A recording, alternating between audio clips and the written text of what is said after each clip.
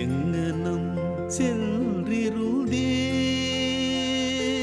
எனது இன்னுயிரே என்றன் இசையமுதே.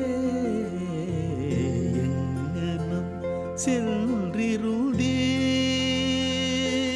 எனது இன்னுயிரே என்றன் இசையமுதே. திங்களை கண்டவுடன் கடல் திரையினை காற்றினை கேட்டவுடன் கங்குலை பார்த்தவுடன் இங்கு காலையில் ரவியை தொழுதவுடன் பொங்குவேர் அமிழ்தனவே அந்த புதுமையிலே துயர் மறந்திருப்பேன் எங்கனம் சென்றிருந்தே. பாரதியார் சொல்றாரு, ஒளியே நீ இருளை காதலிக்கிறாயா, இருளை நீ தின்று விட்டாயான்னு கேட்பாரு. அதுக்குள்ள பகைமை இல்லை. There is a love of interaction that is between light and darkness. இருட்டில் நடக்கிறது தான் தப்புன்னு நினைக்காதீங்க. சில விஷயங்களை இருட்டில் தான் செய்ய முடிகிறது. சிருஷ்டியே நடக்குது. வெளிச்சம்தான் நமக்கு பிடிக்குது என்பதனால் நாள் பூரா வெளிச்சமாக இருக்குமோ? வெளிச்சம் வேணும்னா நம்ம தேடிக்கும். நம்ம தேடுறோமான்னு பார்க்குது இயற்கை. பேசிக்கலி எனக்கு ரொம்ப பாசிட்டிவாக தான் யோசிக்க முடியுது. யோசிக்கிறதுன்றது பாசிட்டிவாக தான். யோசிக்காமல் இருந்தால் தான் குளுமையாக இருக்குது. If you think you should get light.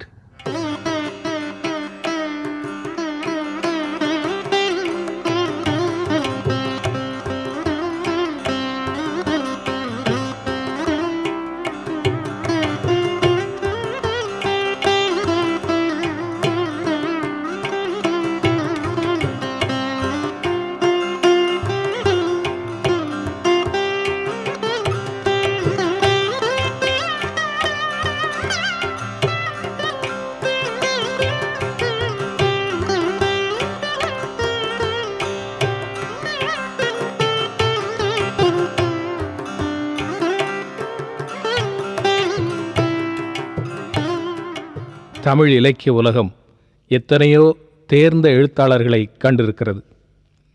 குறிப்பிட்ட காலம் வரை அவர்களின் நிலை உரிய கவனிப்பின்றியே இருந்தது.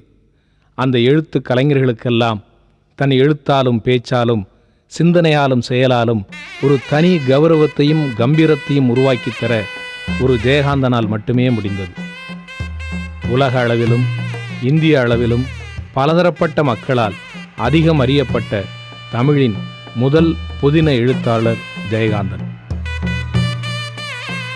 பெரும்பாலும் பொழுதுபோக்கிற்கும் கிளுகிழுப்புக்கும் மலின பிரச்சாரங்களுக்குமென எழுத்துக்கள் வீங்கி பெருத்த அந்த காலகட்டத்தில் சமூக அக்கறையோடும் சுய சிந்தனையை தூண்டும் தனது படைப்புகளோடும் தமிழ் இலக்கிய உலகில் ஆவேசமாக பிரவேசித்தார் ஜெயகாந்தன். சாமானிய மனிதர்களின் உணர்வுகளை, பிரச்சனைகளை உரத்து பேசின அவரது படைப்புகள். அதன் வழியாகவே அவர்களில் பலரையும் இலக்கியத்துக்குள் கொண்டு வந்து சேர்த்த பெருமை ஜெயகாந்தனுக்கு மட்டுமே உண்டு.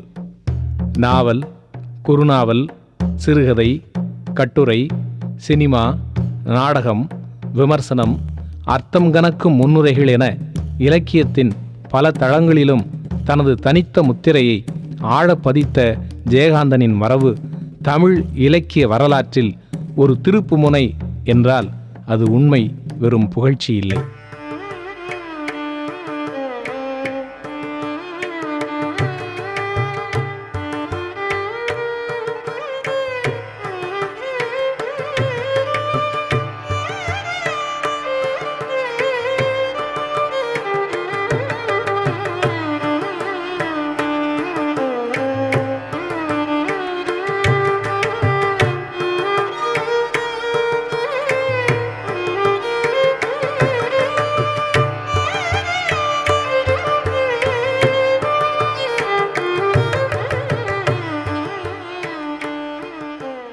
ஒரு பள்ளிச் சிறுவனாக தனது 12ஆம் வயதில் மேடையில் பேசத் துவங்கிய ஜெயகாந்தன் இலக்கியச் செறிவுள்ள, அறிவார்ந்த, தர்க்கவாதம் கொண்ட தனது பேச்சுக்களால் இன்றும் தமிழர் மனங்களில் சிந்தனை அதிர்வினை ஏற்படுத்தி விடுகிறார்.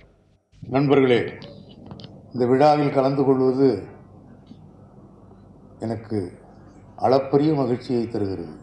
ருஷ்யாவோடு இந்தியாவுக்கு ஏற்பட்ட உறவுக்கு காரணம் தமிழர்கள்